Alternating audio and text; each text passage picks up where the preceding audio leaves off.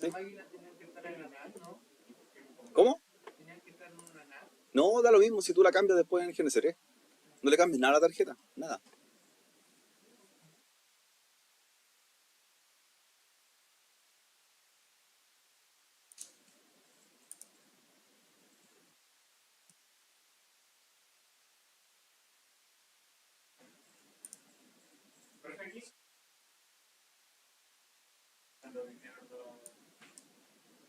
Una actividad con los colegios.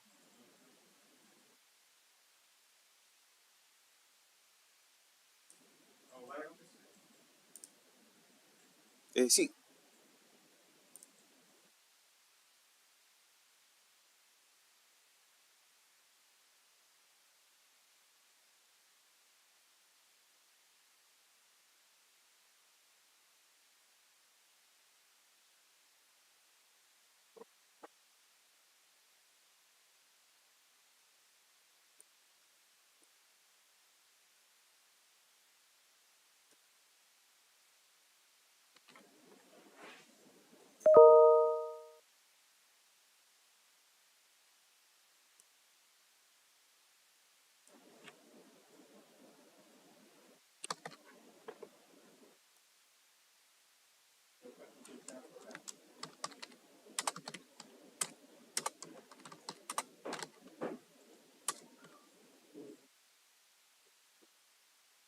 ya. En el AWS tienes que tener un Windows 2016 Server base, ¿ya? Esa es la máquina que tiene que estar implementada. Windows Server 2016 base.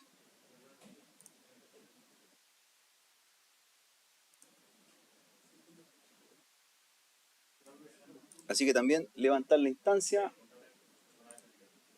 Si ya tienen un Windows Server 2016 base, que lo han ocupado anteriormente, sirve igual. Así que, de hecho, teníamos uno para un laboratorio que hicimos no cifrado. Habíamos ocupado un Windows Server 2016 base. Si lo tienes, ocúpalo, ¿vale? Si lo tienes, ocúpalo igual. ¿Ya? Si no, lo haces.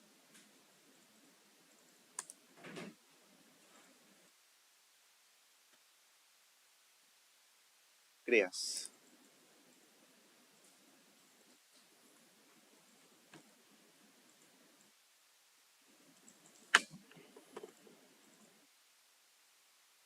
¿Ya? Este servidor que vamos a tener en la nube va a ser nuestro servidor de respaldo que va a recibir, en este caso, un respaldo desde el servidor que tenemos local, ¿cierto? Windows Server de Active Directory, que le va a enviar, ¿cierto? Su respaldo contenido y el otro lo va a recibir en la nube.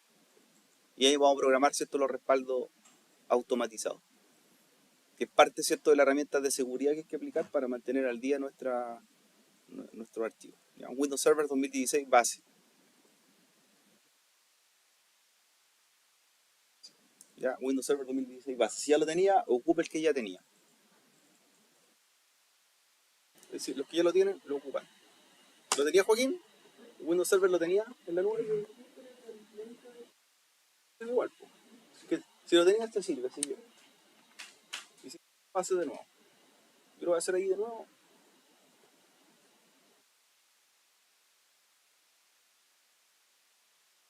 Caso cualquier cosa.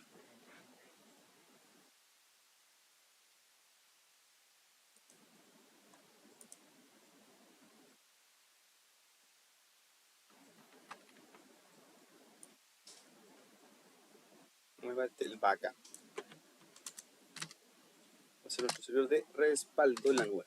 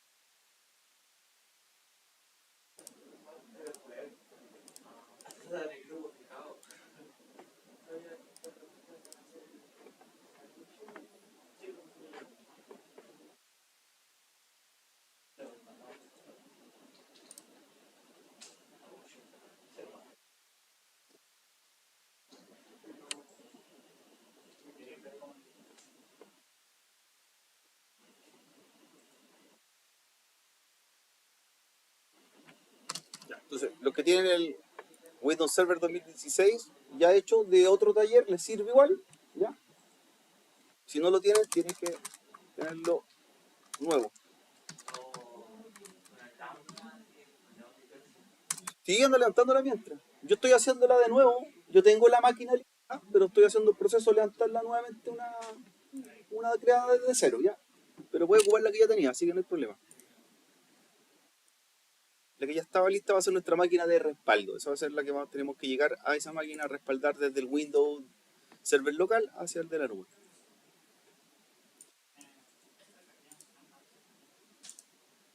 Y también aplicar cortafuegos. Cortafuegos.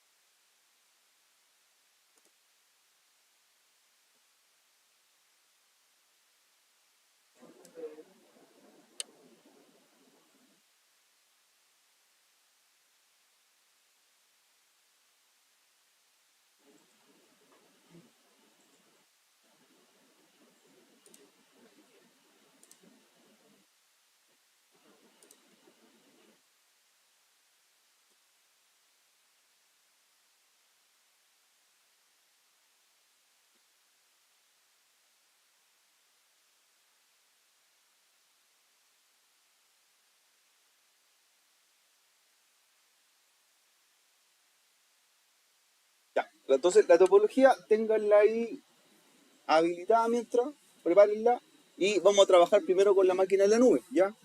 Así que levanten el Windows Server que ya tengan listo para que lo dejemos como servidor de respaldo de la máquina local que tiene que enviar un respaldo hacia la nube, ¿ya? Así que el Windows Server que ya tengan listo, ejecútenlo y lo que debe tener hecho es bien sencillo, ¿ya? Para que lo vayan preparando, es tener un usuario, ¿ya? Fuera del usuario administrador, crearse un nuevo usuario. Si ya tienen un usuario, sirve igual, ¿cierto? Sirve igual, pero lo importante es que el usuario que tenga esa máquina en la nube pertenezca a los siguientes grupos. Ahí yo tengo un usuario que se llama alumno, que lo crea a modo de ejemplo, y debe pertenecer no solamente al grupo de administradores, sino que tiene que pertenecer también a un grupo que se llama Backup Operator, ¿ya? Así que hay que hacer que ese usuario que tú vas a ocupar de la máquina que está en la nube y que va a recibir los respaldos pertenezca a un grupo llamado Backup Operator, ¿ya? Para poder ejecutar los respaldos, recibir los respaldos remotos desde nuestra máquina que tenemos nosotros desde acá, ¿ya? Así que pertenezca a Backup Operator.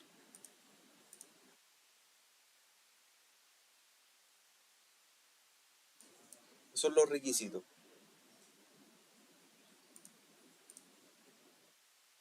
Entonces, ese es el grupo importante.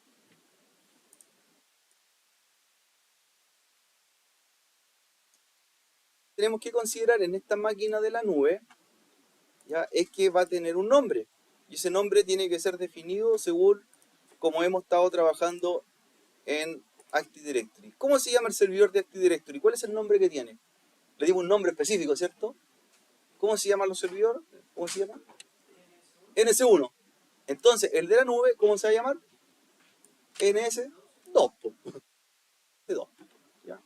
Entonces, el de la nube debe tener un usuario creado, el usuario debe tener permiso de administrador, que pertenezca al grupo llamado Backup Operator, el resto de cosas ya las tenemos, ¿cierto? Cortafuego deshabilitado y todo eso.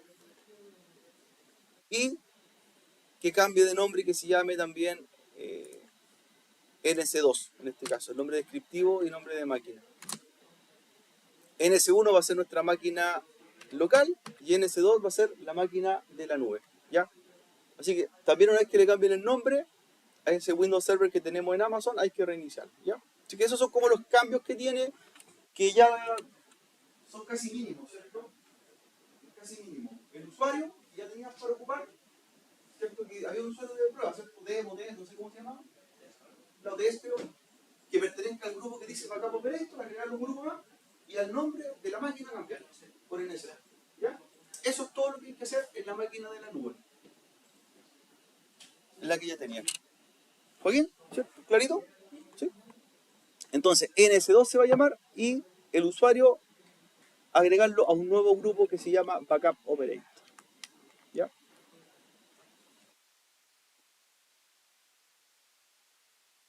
Y ahí te va a pedir, ¿cierto? Un reinicio y reinicia la máquina de la nube. La de Amazon. Pueden ocupar la que tenían o la nueva. Yo estoy haciendo una nueva, ¿cierto? Pero ya teníamos hecho anteriormente el Windows Server 2016. Sirve igual. Y todo lo demás necesario para que pueda, ¿cierto?, funcionar.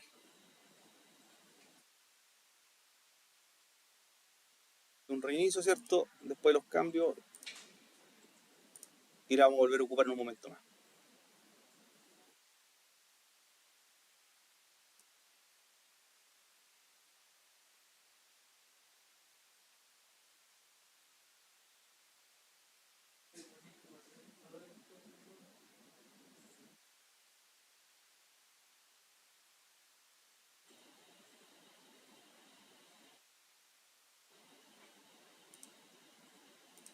¿Qué va a hacer esta máquina, ¿cierto? Esta de aquí.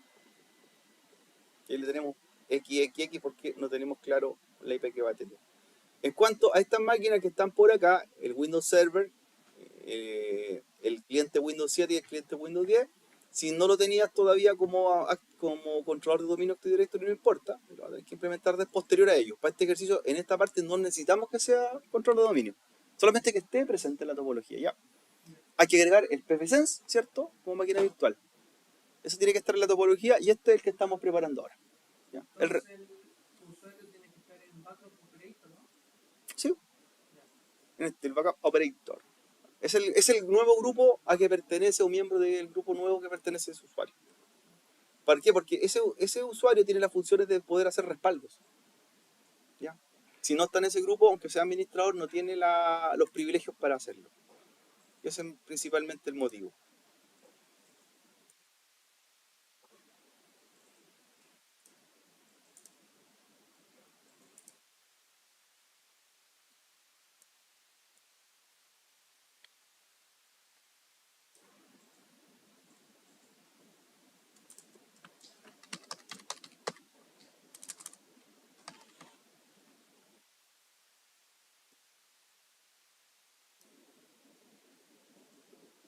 De respaldo, lo vamos a dejar preparado y de ahí queda listo.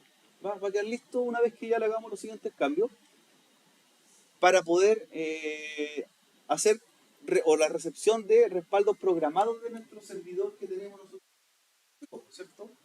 Ya, el objetivo, como les digo, es implementar una herramienta que se llama Server Manager Backup y que en toda plataforma de servidores podría tener implementada de alguna forma para poder tener respaldos programados todos los días. Entonces, si tú te olvidas, por ejemplo, de, oye, tengo respaldo de la base de datos, no lo hice. ¿Ya? Entonces, tú puedes programar por fechas, por hora o por periodos de tiempo que se hagan los respaldos en una máquina externa. ¿Te entiendes, chicos? Por ejemplo, tú defines, ¿sabes qué? Yo quiero que esta carpeta es importante porque tiene, no sé, por el Active Directory, ¿ya? Y necesito que se respalde cada una hora. Entonces, ¿qué va a hacer? Nuestro servidor que tenemos aquí en forma local, cada una hora, va a enviar el directorio esa máquina de AWS y ella va a ir guardando los respaldos, ¿cierto?, en un historial. Si son, por ejemplo, respaldos muy grandes en volumen, tú los respaldos quizás no los vas a programar que se hagan cada una hora. Por ejemplo, fuera de la jornada laboral, pero todos los días. Supongamos a las 23:30 de la noche, todos los días, que tome ese directorio, nuestro servidor local, y le haga un respaldo en la máquina en la nube. ¿Vale? ¿Ya? Como trabajo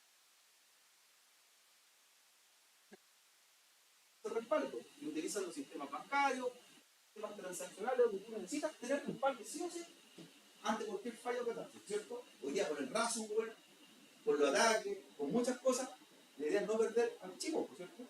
Y si en caso de que tú pierdas los archivos, porque ya estén infectados, no vas a estar pagando una millonada de dólares para recuperarlo, ¿cierto? O negociar con el ciberdelincuente. Si tú tienes respaldo, tu preocupación es la mínima porque hiciste un respaldo y ya es simplemente hacer el proceso de recuperarlo. Nada más que eso.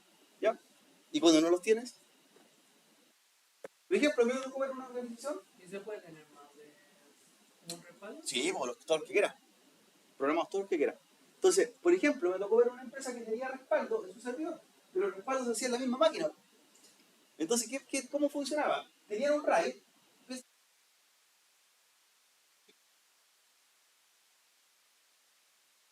de 4 discos duros al servidor, y en un RAID se hacía el respaldo todos los días. Entonces, ¿qué pasó? Si se infectó la máquina y el RAID y los discos duros estaban en la misma máquina, no había ningún, no tenía sentido tenerlos en el mismo lugar, ¿cierto? Oye, tengo todos mis documentos en la misma billetera, me roban la billetera, pierdo todos los documentos. Claro, eso les pasó. Entonces, ahí era necesario implementar respaldo externo, ¿ya? En este caso, hacer respaldo en una máquina de las mismas características, ¿cierto? Y con el servicio que trae Windows Server para poder hacer la programación de los respaldos durante ciertos periodos de tiempo. ¿Ya? En Linux también hay algo parecido y se llama cron. ¿Ya? Cron. Tareas programadas. Trabajos programados se llama su traducción. Que también es programar, en este caso una tarea, bajo ciertos parámetros o intervalos que se hagan cada cierto tiempo. ¿Vale? Es lo mismo. La diferencia es que aquí lo hacemos con una herramienta que nos presta una interfaz gráfica para hacerlo. Esa es la diferencia en Windows Server. En Linux lo hacemos bajo comando, ¿cierto? ¿Y cuál es mejor? Es que, mira, mejor o peor no es ninguna. Cuando tú necesitas respaldo, ahí te das cuenta si era mejor o peor algo. O sea, si no lo hizo, no me sirve. Pero si hace el respaldo, está bien. ¿Ya? No lo planteé como mejor o peor, po. Porque esa empresa tenía la tecnología para hacerlo y no lo hicieron, po. Entonces, aunque hubiesen tenido cualquiera de las dos, no lo tenían hecho. Ahí no podíamos comparar si era mejor o peor, po. Él no tenía nada. La gracia de esto,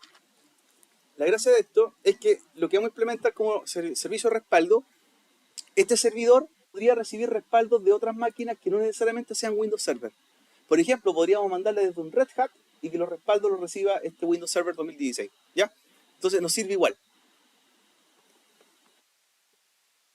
¿Qué más tenemos que hacer para preparar este servidor de respaldo? El que tenemos en la nube, aparte del usuario, ¿cierto? El nombre de la máquina. Vamos a hacer los discos duros en los cuales va a recibir el respaldo, ¿ya?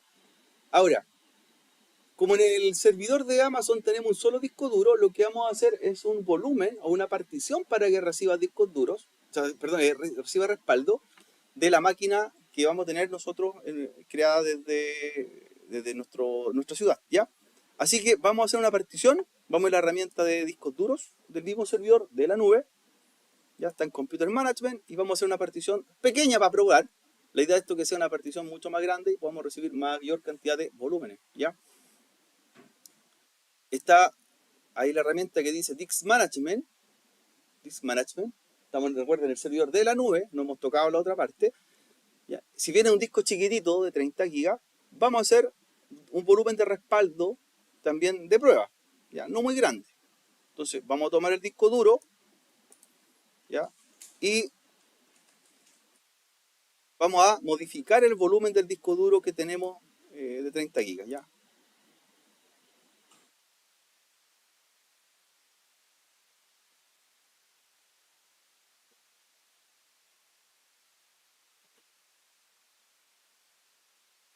Sí, pues le puedes poner más disco duro a hacer RAID con Amazon, pero te van a cobrar, pues.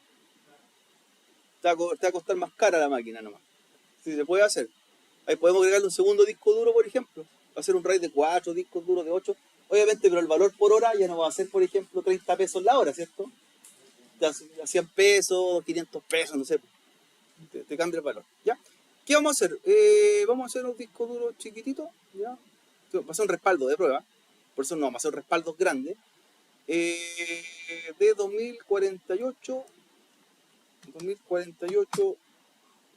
megabytes, que vendría siendo 2 gigas. Va a ser un disco de 2 gigas.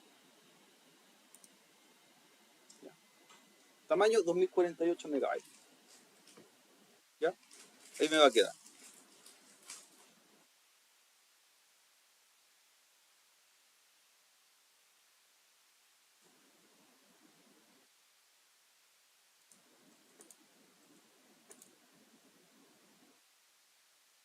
Y vamos a hacer un segundo volumen. A ver si no alcanza para hacer otro de 2 gigas. Nuevamente en el disco principal. A ver si no alcanza para hacer uno de 2 gigas. ¿Por qué 2 gigas? Porque queremos hacer para 2 máquinas, por ejemplo. Entonces, otro, sí, alcanza. Otro de 2048. Entonces, 2 particiones de 2048 megabytes para que tengamos el respaldo A y el respaldo B. ¿Sí? 2 respaldos. No me alcanza, no me alcanza. No tengo espacio suficiente. Puede ser más pequeñito. Entonces, el primero lo vamos a hacer de 1024 y el segundo 1024. ¿Ya? Tenemos muy poco espacio. Entonces, los vuelvo a extender para hacerlo de nuevo. Y vamos a hacerlo de 1024. De 1024. 2 respaldos chiquititos de 1 giga. Es que por 30 gigas no me alcanza para hacer 2 particiones. Solamente demuestra. Así que 2 particiones de 1 giga. Extender, le dice, extender volumen y te lo toma completo. Mira, ahí le pone extender volumen, claro, lo toma completo y vuelve a hacer nuevamente las particiones. Claro, tenemos discos pequeños ya que la versión es gratuita de las máquinas, pues entonces no son tan grandes. Sí, de 1024, 2 de 1024 vamos a hacer. 2 particiones de 1024. Y la máquina estando lista en la nube no la tocamos más. La vamos a preparar para los respaldos solamente. Una de 1024 y otra de 1024. Después otra más igual. Ring volume, ahí, otra 1024 megabytes.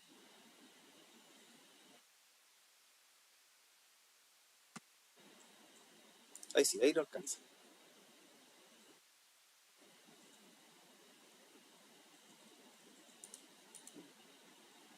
Si la querías hacer de nuevo, elimínate, ¿cierto? Lo eliminas, lo extiende y crea una y después crea la otra. Tú puedes hacer las veces que quieras en la modificación de volumen. Entonces, una de 1024 la creamos, vamos a darle un volumen, letra y luego otra de 1024. Sería así. Vamos con la primera. Ya. Nuevo volumen. ¿Ya? Y la vamos a llamar respaldo A. Respaldo A. Terminamos la primera. Hacemos nuevamente la redimensión. Y la vamos a llamar el respaldo B.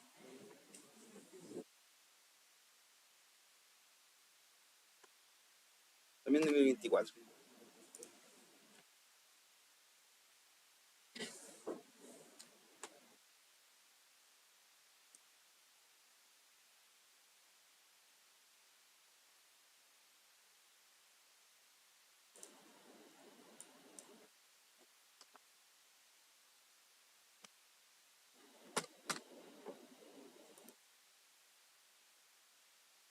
Entonces, respaldo A, respaldo B. Hay que crear el volumen primero. Le crea volumen primero, le das nombre, claro, y ahí puede hacer el segundo. Uno por uno. Serían entonces dos particiones de respaldo de 1024 megas cada una, la letra cualquiera, ¿ya? El volumen de letra, pero que se llame respaldo A y respaldo B. Y esas te quedarían entonces ya implementadas de la siguiente forma. Ahí, respaldo A, respaldo B. ¿cierto? Estos discos de respaldo que tenemos, ahora viene la configuración con el usuario que creamos, ¿ya? Ahora hacemos la configuración, ¿cierto? Para que reciban los respaldos que vamos a hacer desde la otra máquina. Entonces, ¿qué tienes que hacer con ellos? Con ambos, ¿ya? Dentro de las propiedades de cada uno de ellos, nos vamos a ir, ¿cierto? A la opción de compartir, ¿ya? Compartir, el sharing, compartir, y en modo avanzado vamos a agregar los permisos de compartición de cada una de estas dos volúmenes o particiones. En los dos se hace lo mismo, ¿ya? Entonces, le indicamos los permisos totales a, ¿cierto? A Everyone y agregamos el usuario que vamos a trabajar nosotros para respaldo, ¿ya? Entonces, vamos a buscar el usuario que vamos a utilizar nosotros para trabajar con los respaldos, el que tenía el permiso de Backup Operator, ¿ya? Que es un usuario que se llama Demo 1, Test 1 o el que usted tenía.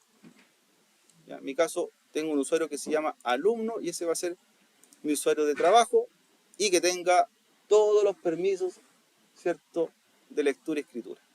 Entonces así me quedaría la configuración para ambos volúmenes, ¿ya?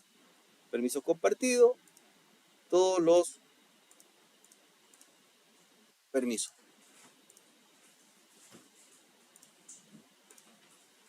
¿ya? En los dos discos, respaldo A y respaldo B. Sharing, ahí, Advanced Sharing, permisos totales para Everyone y luego permisos totales para el usuario que usted definió. ¿Ya? Lectura, escritura y full control.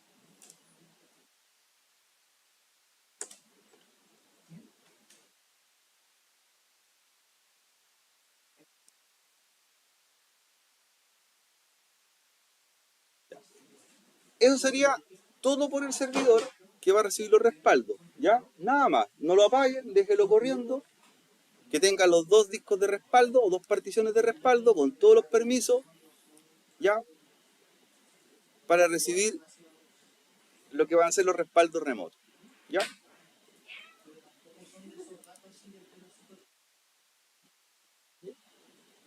Lo que le instalamos ahora como rol para que pueda trabajar con los respaldos y recibirlos, ¿ya?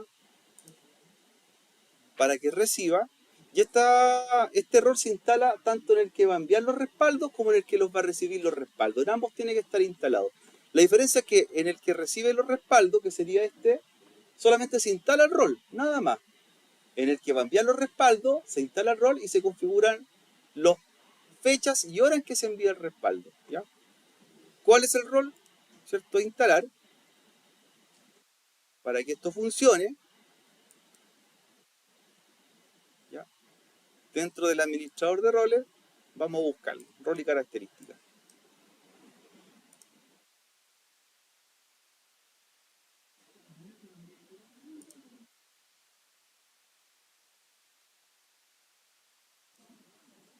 Vamos a buscar acá para mostrarlo cuál es el rol.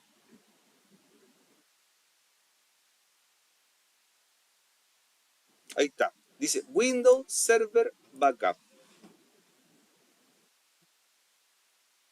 Aparece dentro de las características, dice Windows Server Backup. Y ahí menciona que este rol o característica lo que hace es convertir, en este caso, a esta máquina a una que reciba respaldos programados de otra máquina, que sería en la cual vamos a configurar el envío de respaldos, dice calendarizado o especificado, en los volúmenes definidos por nosotros, ¿ya? Solamente se instala el rol, Windows Server Backup. Windows Server Backup. Ahora se en feeders, características, Windows Server Backup y lo instala, ¿ya? Entonces, tengan clara esa parte. En el que va a recibir los respaldos, en la máquina de la nube, solamente se instala el rol Windows Server Backup. En el que va a enviar los respaldos, ¿cierto? Se instala el rol y se configura o se programa cuando se hagan los respaldos. Ambos tienen que tener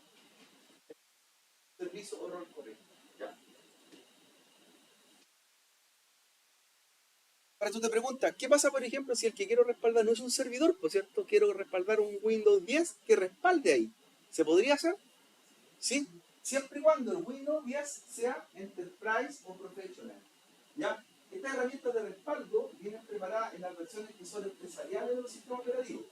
Por lo tanto, si tiene un Windows 10 estándar o Home, no va a poder aplicar.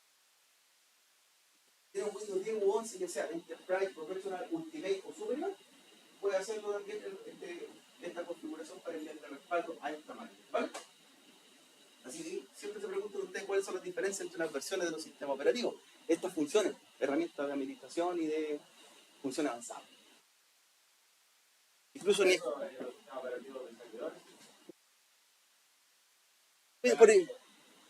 Un Windows, por ejemplo, ¿qué Windows tienes en tu PC aquí al frente tuyo? Enterprise, ve la versión. Ve la versión. Podríamos hacer eso, de hecho vamos a configurar que mandemos un respaldo, por ejemplo, al servidor, desde un Windows, se puede hacer. De un Windows 10, por ejemplo. ¿Qué? Pro, se puede hacer. Bueno, claro, claro. Enviar backup. Enviar. El único que puede recibir los backups son los servidores. ¿Ya? Mira, para que... Sí, lo único que reciben los backups son los servidores. Mira, eso sería lo siguiente.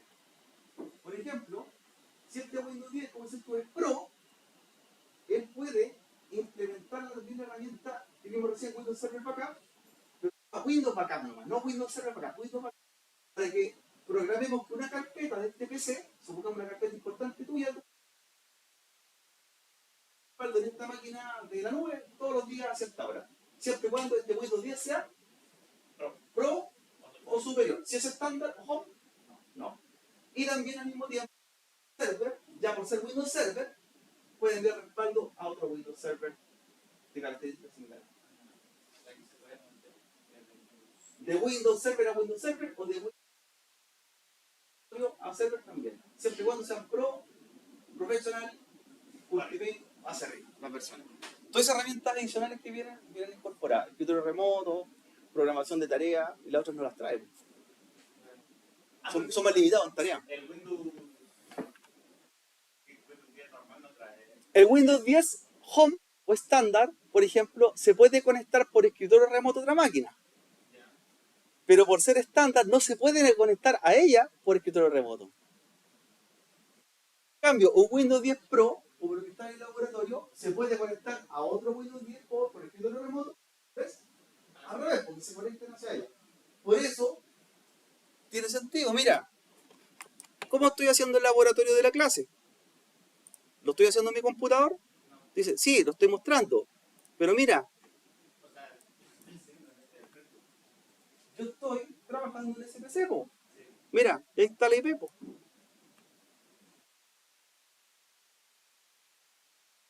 Porque es una versión Pro. Entonces yo me puedo conectar por el escritorio remoto a ese computador. Y él recibe la conexión de escritorio remoto, porque son versiones Pro. ¿Ya? Y a su vez, también estoy por escritorio remoto. Mira, estoy trabajando con dos escritorio remoto a una máquina en Amazon, al servidor. O sea, eso es lo que marca la diferencia, pues no da lo mismo, ¿cierto? Formatear y poner cualquier Windows, ¿cierto? Es importante saber la versión que tiene. Ya. Chiquillos, eso sería por el Windows de la nube, nada más. Quedó listo. No lo apagues, solamente tenlo en la espera para la siguiente parte del laboratorio, la parte 2. Recuerda que él va a recibir los respaldos en un momento más. Eso quiere decir que esta máquina que acabamos de terminar es esta, ¿cierto? Esta. Ya. ¿Qué viene la topología ahora local? ¿Ya? La topología local, la que denominamos nosotros la que está en GNS3. Debemos tener, ¿cierto?, la siguiente implementación. Vamos a agregar ahora, ¿cierto?, una máquina extra, ¿ya?, que va a ser nuestro, en este caso nuestro cortafuego, ¿ya? El firewall va a ser el pfSense de la siguiente forma, ¿ya? de la siguiente forma. El cortafuego va a requerir sí o sí, ¿cierto?, que tenga más de una tarjeta de red. Necesita dos tarjetas de red. Esa máquina ni siquiera la hemos iniciado, nada. Nada. ¿Por qué? Porque necesita, con una tarjeta de red, y con otra, la red LAN, ¿cierto? Por tanto, nuestro tráfico que estamos utilizando desde nuestras máquinas que están en forma local en TLCD deben pasar por un firewall, ¿ya? Y esta máquina es un estricto de Linux que cumple esas tareas de... ¿vale? Lo podemos trabajar siempre tras el router, ¿vale? Tras el router. Entonces una topología para implementar un cortafuego sería proveedor de internet,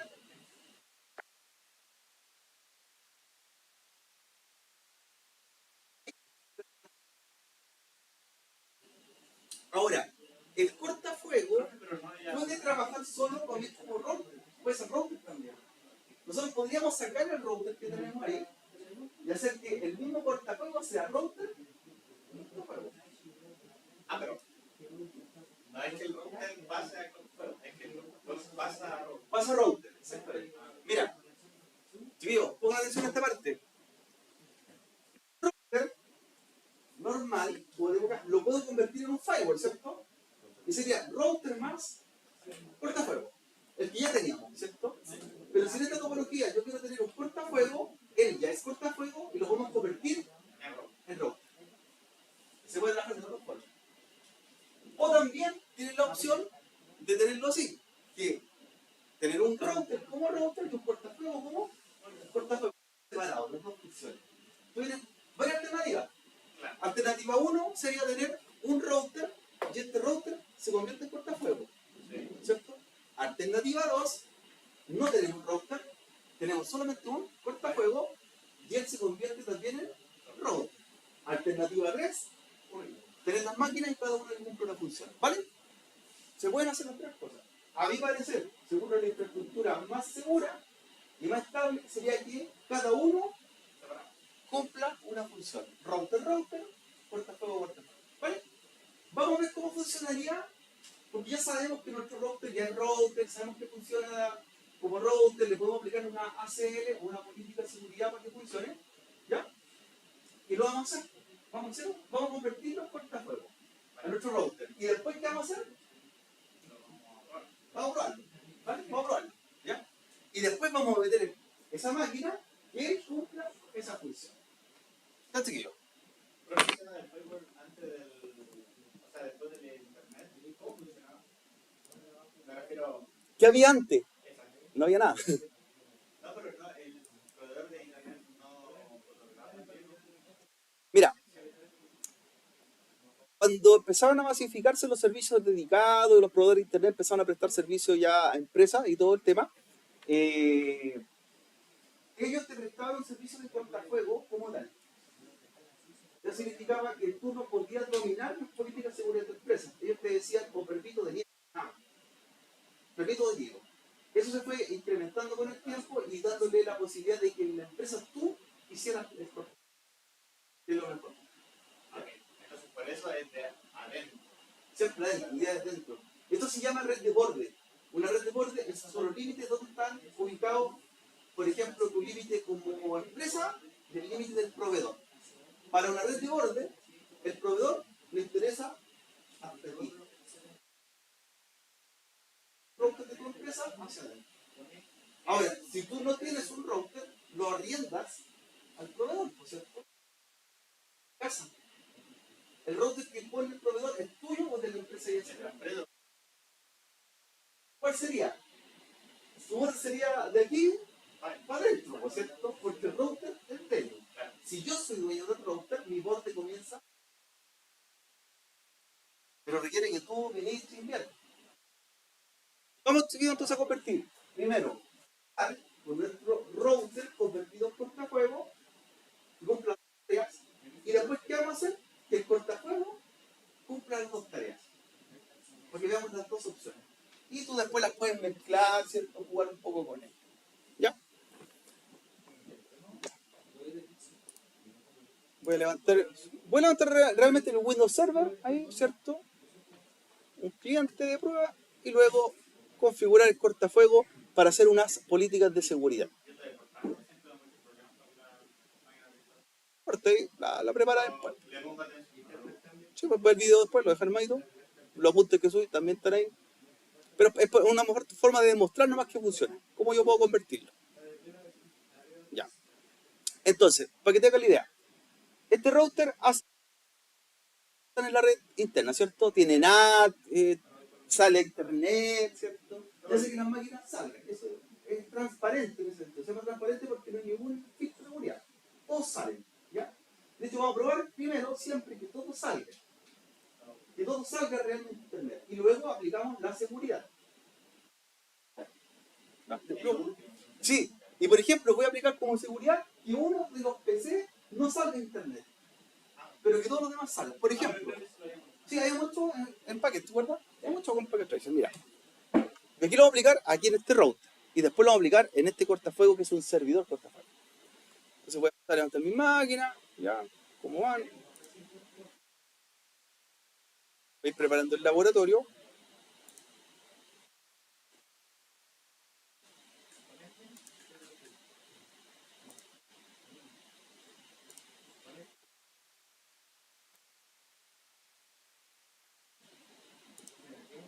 Yo tengo mi Windows Server,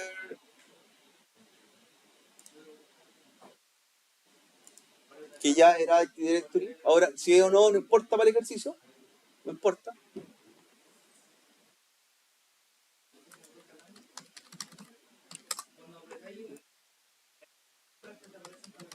No, porque ya somos con Active Directory, claro, tenemos control de cuenta.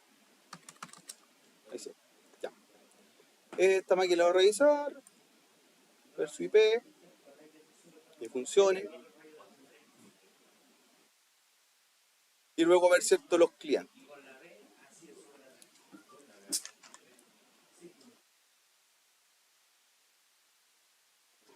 Para hacer una política de seguridad.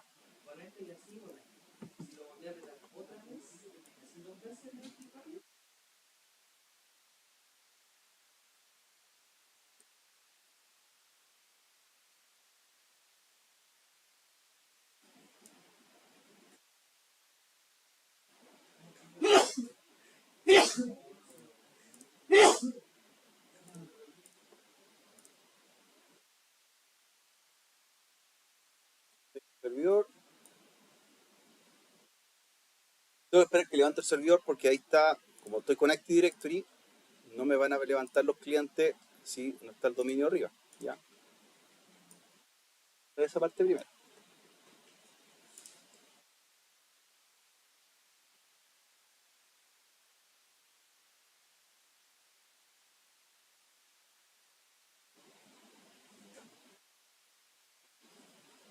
Ya, ella levantó.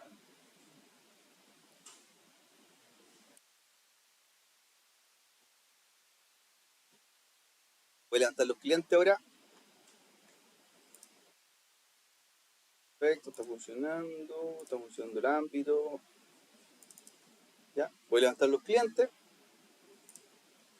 El Windows 7 y el 10. Y luego vamos a aplicar una política de cortafuego de router a uno de ellos.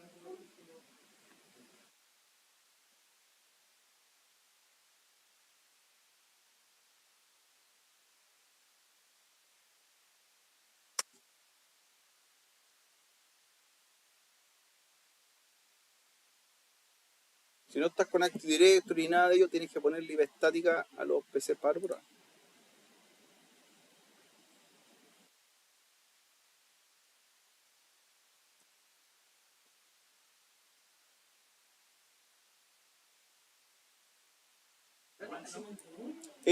No le hemos hecho nada todavía. Tenemos que configurar sus tarjetas después. Primero lo haces con el router y luego vamos a hacerlo con el PFSense, ¿ya? Para que él sea el router de la organización.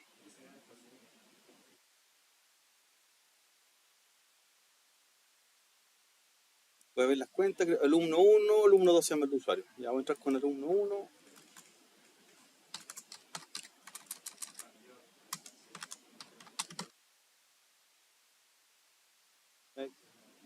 PC para probar, el otro como docente, creo que era. Esto es para probar.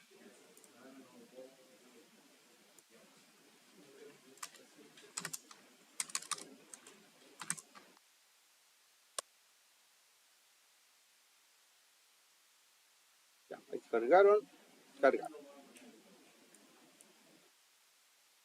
Mira, tengo lo siguiente, ya tengo, como tenía Active Directory funcionando, tengo las dos máquinas del dominio y cada una entra con una cuenta de usuario distinta, ¿ya? Pero a lo que voy es ver que a través del direccionamiento IP puedo hacer su bloqueo, ¿ya?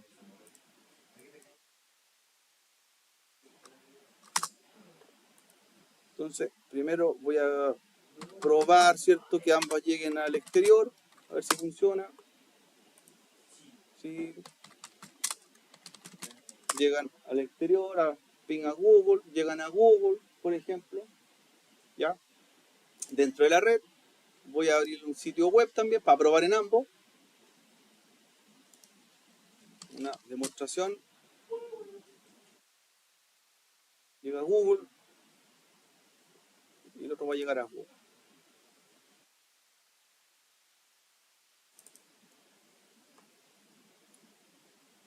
Perfecto, llegó Google.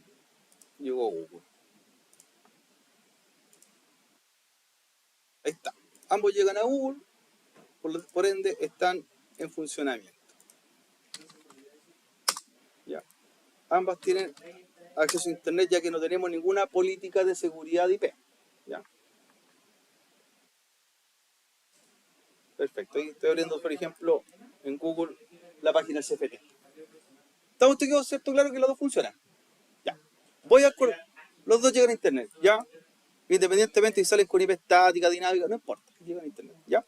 Ahora, lo que quiero hacer es una política para que uno de ellos, por ejemplo, quiero que salga y el otro no, ¿ya? Por ejemplo, quiero que el Windows 7 no salga a internet, ¿ya? El único de la red que no salga a internet, pero todos los demás sí lo hagan. ¿Ya? Entonces ahí voy a generar lo que se llaman las ACL, o listas de control de acceso en el router, ¿ya? Entendiendo que esto ya está configurado. ¿Ya? Vamos a ir a configurar. Entonces él va a convertirse ahora en el cortafuego. Después lo vamos a terminar y vamos a hacer que nuestro PFSense sea el cortafuego. El que quiera aprender, pone atención, después lo necesitan en su trabajo, el implementar un cortafuego, ¿cierto? Es lo que más se pide, ¿cierto? Ya. Entonces, para convertirlo, ¿cierto?, en cortafuego, nosotros veíamos las licencias, ¿se acuerdan? Que podía ser central telefónica, cortafuego y otras cosas más. ¿Este router podrá ser un cortafuego? Claro, show version, reviso su versión de sistema operativo y me dice que igual que para telefonía IP, que veíamos SNA, si el router tiene una versión de LIOS superior a la 12.1, él puede tener una funcionalidad de ser también otra cosa, como un cortafuego, ¿cierto? O un call manager. ¿Lo puede hacer? Sí, está en condiciones. Perfecto. Puede hacer.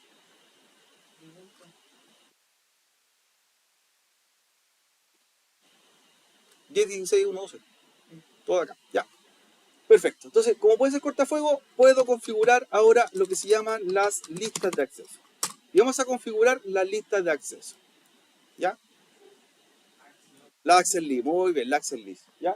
Vamos a hacer una access list, ¿ya? Con un número. Y ahí vienen los números, ¿cierto?, que puedo ocupar de distintos rangos. ¿Ya? Para nosotros, una lista de acceso básica o sencilla sería la 10, la 30, la 40, perfecto. Y una que sea más compleja o detallada sería una extendida, ¿cierto? Hagamos eso sencillo, una lista básica. Démosle un número. ¿Qué número le damos? ¿El 9? Ya, Axel List 9, como dijo su compañero. Ya, Axel List 9, a gusto el compañero. Axel List 9. ¿cierto? Y luego, la regla. Vamos a denegar, ¿cierto? Denegar el tráfico a un host en específico. Acuérdense, yo quiero que el Windows 10 no salga a Internet. Por esta política. No salga a Internet. Sería access list 9, deny-host y luego la dirección IP. Entonces, vamos a revisar la IP que tenía el Windows 7. Ya para el ejercicio. Vamos a revisarla. Acuérdense que ahora está saliendo Internet, después no debería salir. ipconfig y tiene la 192.168.100.10. Ya. 100.10. Aplico 192.168.110. Ya. Access list 9 deny-host ICP. ¿Ya? ¿Y qué hago con el resto? Access list 9 al resto, pero ¿a quién? Permit a todos los any, a todos los demás, permitir. Por lo tanto, esta regla recaería solo en uno. Ya. ¿Debería seguir saliendo Internet o falta algo más? Está hecha la lista de acceso. De hecho, la voy a revisar. Mira. Show Access List 9. Está creada. Tiene dos líneas. La línea 10 y la línea 20. ¿Seguirá saliendo Internet el Windows 7? Sí, po. Falta algo. Mira, falta algo. Y de hecho, vamos a dejar hecho un ping. Está haciendo un ping a Google, sigue haciendo un ping, pero ¿qué falta? La lista está hecha. ¿Qué falta? Indicarle en la tarjeta de red de salida del router que se ejecute. Y la de salida es la fase del net 00. Entonces debo ir a la fast internet 00 y le digo IP access group, el número de la lista que es el 9 y de tipo de salida, out. Le estoy diciendo que por la tarjeta fase del 00 se aplique la lista de acceso 9 de salida. La ejecuto y ¿qué empieza a pasar por acá? Este equipo, ¿cierto? Va a empezar a asumir que no va a poder salir. ¿Cuál diferencia hay entre salida y entrada? El orden de donde aplican la política. Por ejemplo, si la política es diciendo no quiero que cierta máquina salga a Internet, le digo que es la tarjeta que se conecta a Internet, ¿cierto? Es la donde la aplico y es una configuración de salida de la red. Cuando negar que desde el exterior lleguen ahí, sería también una lista de acceso indicando la IP pública de la máquina que yo quiero denegar y la aplicaría en qué tarjeta, en la fase del 01 y en vez de decir out sería de tipo in, porque dando mierda. ¿Ya? Es el orden lógico que aplico en la política. ¿Ya? Exacto. Entonces una vez que ya la aplico, ¿cierto? La política empieza a ejecutarse. Y de hecho tú revisas después a ver cómo está funcionando. Un show access list 9 y aparecen los match. ¿Y qué son los match? Los paquetes que se están... De aquí me dice cuáles paquetes permití salir. Claro, que son los paquetes de los otros equipos que sí pueden salir.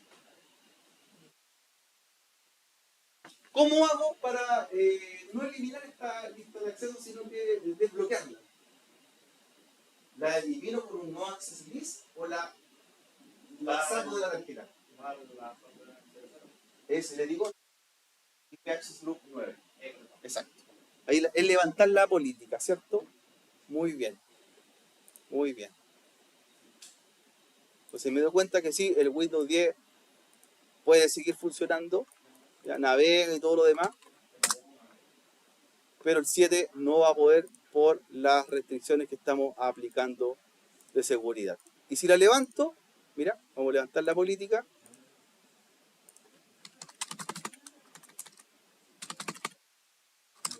Vamos a la tarjeta, dices tú, fase del 00. Le digo no IP, pues, de tipo out. ¿Y qué pasa con esto? Mira, ¿qué pasa con el Windows 7? Vuelve a tener acceso a Internet. Exactamente. Ya, vuelve a funcionar. Ya. Entonces ahí tenemos, ¿cierto?, una política hecha en el router. ¿Ya? Vamos a ir al recreo ahora. Y fíjate lo que vamos a hacer. Voy a sacar el router. Y voy a dejar como router. ¿Sí? ¿Ya? Mira, vamos a apagarlo, chiquillos. Ya nos vamos a ocupar más de este router. La idea es que mantengamos después las direcciones IP. ¿Ya? Para no cambiar la topología, que era la 100.1 para que tenga. Él va a reemplazar al router. ¿Ya? Puede trabajar en conjunto, pero puede reemplazar. Voy a grabar primero. Voy a apagar el router. ¿Ya? Para que haga todo el trabajo. Copy running config, instalar config. Mira, listo. Y se va este router. Chao con el router. Se va. De hecho, lo voy a desconectar. Porque va a tomar su lugar el servidor de seguridad. ¿Qué necesito antes de? Porque lo vamos a dejar conectado a operar recreo y a la vuelta vemos que funcione. ¿Cuántas tarjetas de red necesita? 2, ¿cierto? Entonces debo asegurarme que este servidor tenga 2 tarjetas de red, 2 adaptadores. Aparte de dejarlo, ¿cierto?, que permita, ahí como dice su configuración, el acceso a GNSR. Y lo dejo con 2 tarjetas. ¿Ya? 2 tarjetas. 2 adaptadores. Y ahí quedarían el adaptador 0 y el adaptador 1. ¿Ya? Vamos a elegir después la 0, en la que se va a conectar hacia Internet, y la 1 se va a conectar hacia la red interna. Y la poner la IP 192.168.101 para que mantenga la configuración que tenía el router. Es reemplazable. ¿Ya? ¿Ya? Lo vamos a ver conectado nomás, chicos, para que se vean arreglado. Y a la vuelta lo vamos a configurar a él como router y como cortafuego. Las dos cosas. El PFSense. ¿Ya? Aquí hay un PFSense, po. Aquí funciona una máquina PFSense. Y de hecho les voy a mostrar antes que nos vamos a requerir la dirección para que sepan que esta misma máquina es la que funciona aquí en la sede como cortafuego. ¿Ya? Está LOBA, pues venía dentro de LOBA que importamos, de seguridad octubre. Y esto me daría la Ethernet 0, chiquillo, hacia la nube WAN y la Ethernet 1 hacia la red LAN. ¿Ya? Esto quiero que lo dejen así. A la vuelta lo configuramos. ¿Ya? Y él va a cumplir la función ahora de firewall y router. ¿Ya? Porque nos vamos al recreo.